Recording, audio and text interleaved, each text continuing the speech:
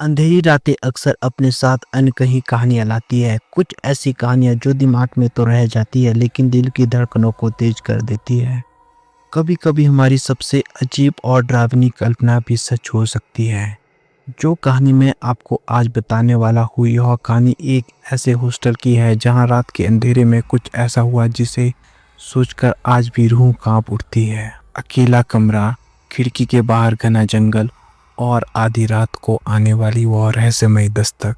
अगर आपको लगता है कि हॉरर कहानियाँ सिर्फ किताबों में ही होती है तो यकीन मानिए, यह कहानी आपकी सोच बदलेगी। आज की कहानी हमें अमित शर्मा ने भेजी है, जो उड़ीसा के एक छोटे से गांव का रहने वाला है। अमित की +2 तक की पढ़ाई गांव के एक सरकारी स्कूल में हुई है। उस गांव में कॉलेज ना होने के कारण अमित अपने आगे की पढ़ाई के लिए शहर आ जाता है। शहर आकर अमित शहर के एक सरकारी कॉलेज में एडमिशन ले लेता है। अमित एक गरीब परिवार से बिलोंग करता था तथा उसके पिता साधारण किसान थे। उन्होंने अपने रिश्तेदारों तथा गांव के कुछ लोगों से पैसा उधार लेकर अमित को शहर पढ़ने भेजा था। अमित अपने परिवार के हालातों से भले भांति परिचित था, इसलिए अमित ने कॉलेज के पहले साल में कॉलेज से थोड़ी दूर एक हॉस्टल में रहना शुरू किया, क्योंकि वह हॉस्टल उसे बहुत सस्ता मिल रहा था। हॉस्टल बड़ा था लेकिन इसमें कम ही लोग रहते थे।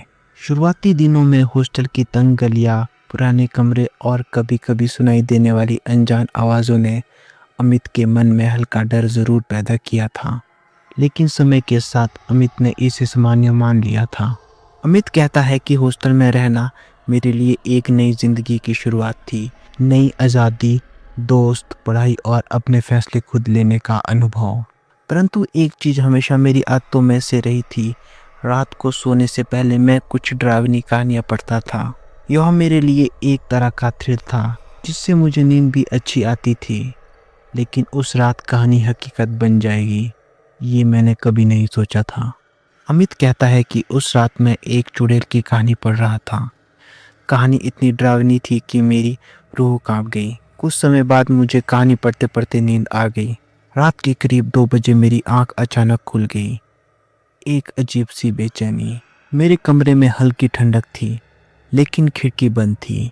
मैं उठा और धीरे धीरे खिड़की खोली। बाहर देखा तो तेज हवाएं चल रही थी। पास के पेड़ हिल रहे थे और अंधेरे में उनकी परछाई डरावनी लग रही थी। मेरा हॉस्टल एक सुनसान जगह पर था। पीछे घना जंगल था और मेरा कमरा तीसरी मंजिल पर था, ठीक जंगल की तरफ। मैं खिड़की बंद करके वापस से अपने बिस्तर पर सोने चले गया और सोने की कोशिश करने लगा। मुझे अपने कमरे में कुछ अजीब सा लग रहा था, जैसे मेरे अलावा भी वहाँ कोई है। मेरी दिल की धड़कनें तेज हो रही थी।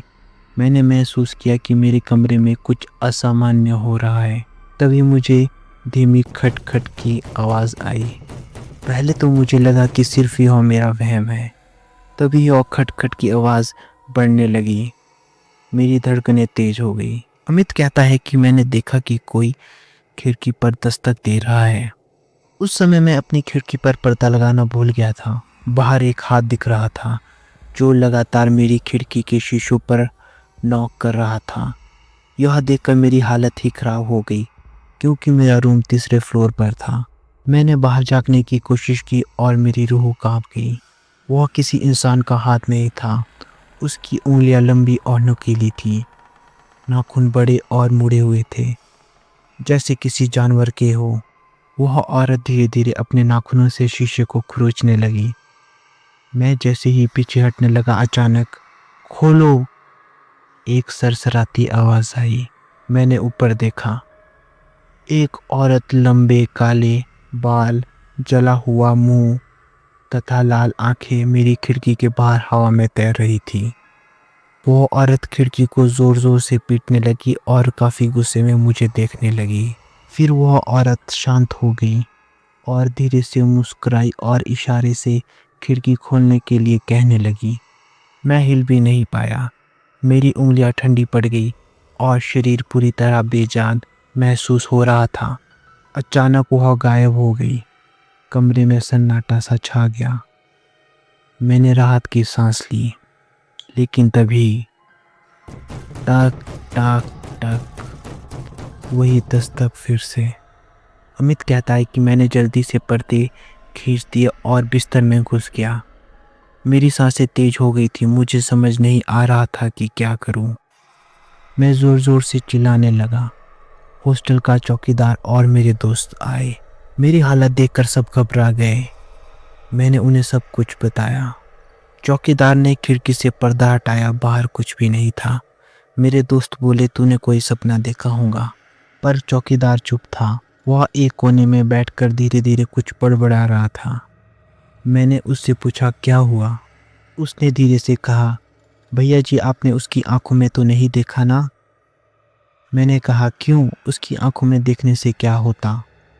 चौकीदार ने एक लंबी सांस ली और धीरे से बोला, जो उसकी आंखों में देख लेता है वह बचता नहीं है, वह चुड़ैल उसे साथ ले जाती है। कुछ लड़के पहले भी यहाँ से गायब हुए थे और कभी वापस नहीं आए। अगर तुमने पर्दा नहीं खींचा होता तो शायद तुम भी उनमें से एक होते। मेरे शरीर से पसीना छूट गया। अमित कहता है कि अगले ही दिन मैंने अपना हॉस्टल बदल दिया। अब मैं ऐसी जगह रहता हूँ जहाँ पास में कोई जंगल नहीं है। लेकिन आज भी जब रात को खिड़की से तेज हवा चलती है तो मुझे लगता है कि वह चुड़ैल अब भी मुझे ढूंढ रही है।